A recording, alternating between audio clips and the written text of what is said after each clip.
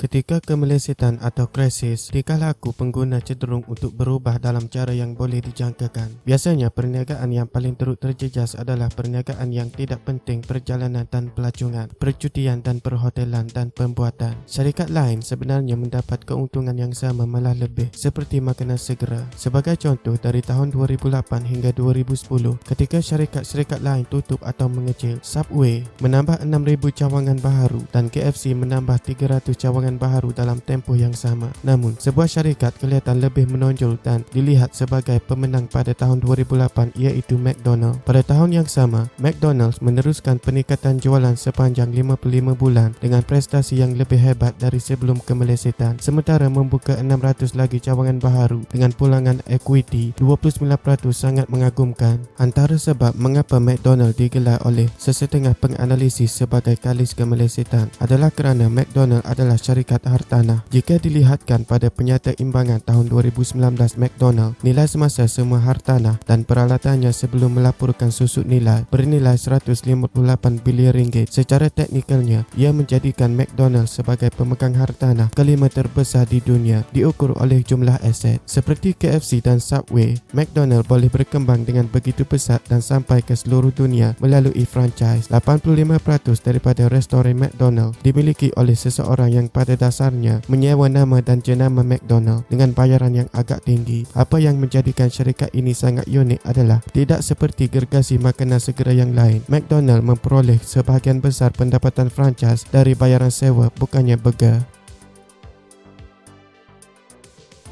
Oleh kerana McDonald mempunyai pengalaman membeli dan menjual hartanah selama beberapa dekad, ia mengetahui ramuan tepat bagi sesebuah lokasi yang mampu menjadi tarikan. Ia biasanya membeli tanah di persimpangan antara dua jalan raya yang sesak dan membeli ruang di mana-mana sudut yang mempunyai tempat letak kenderaan paling banyak. Ruang yang ideal adalah sekitar 50,000 kaki persegi dengan 4,500 kaki untuk ruang bangunan. Persimpangan tersebut juga harus mempunyai lampu isyarat. McDonald kemudiannya membeli hartanah ini dengan kadar faedah tetap, jangka panjang dan pegangan hartanahnya yang besar memberikan McDonald tawaran yang terbaik. Kemudian, apabila seseorang memohon untuk mengendalikan lokasi McDonald mereka sendiri, mereka perlu menandatangani perjanjian franchise dengan syarikat itu, di mana McDonald menetapkan hampir setiap perincian bagaimana perniagaan akan beroperasi, dari bagaimana burger dimasak sehinggalah waktu operasi. Sebagai contoh, pemegang franchise restoran hanya boleh membeli barangan dari pembekal yang diluluskan, yang mungkin bukan pilihan terbaik atau termurah. Pemegang franchise restoran iaitu pemilik tempatan biasanya membuat jumlah pelaburan pendahuluan sebanyak RM1,800,000 hingga RM4,500,000 untuk satu lokasi, termasuk wang pendahuluan awal yang dibayar secara tunai, yuran franchise sekali sebanyak RM180,000 dan 5% royalti dari pendapatan setiap bulan. Dengan ini, McDonald dengan serta-merta mempunyai penyewa yang mana sentiasa membayar dengan harga melebihi pasaran semasa. Bergantung pada nilai yang anda rasakan cara untuk mencari lokasi yang baik. Anda mungkin merasakan perjanjian ini sebagai perkhidmatan yang sangat bernilai atau satu taktik perniagaan yang kejam. Malah, kesatuan franchise mendapati bahawa biasanya pemegang franchise membayar sewa purata 6% hingga 10% dari jumlah jualan, manakala pemegang franchise McDonald membayar antara 8,5% dan 15%. Dan jika sesebuah lokasi itu gagal untuk memberikan prestasi yang diharapkan, McDonald dengan mudah boleh mencari pemegang franchise baharu untuk lokasi tersebut selepas kontrak tamat, atau menjual tanah tersebut kepada orang lain sepenuhnya, biasanya dengan untung yang lebih tinggi.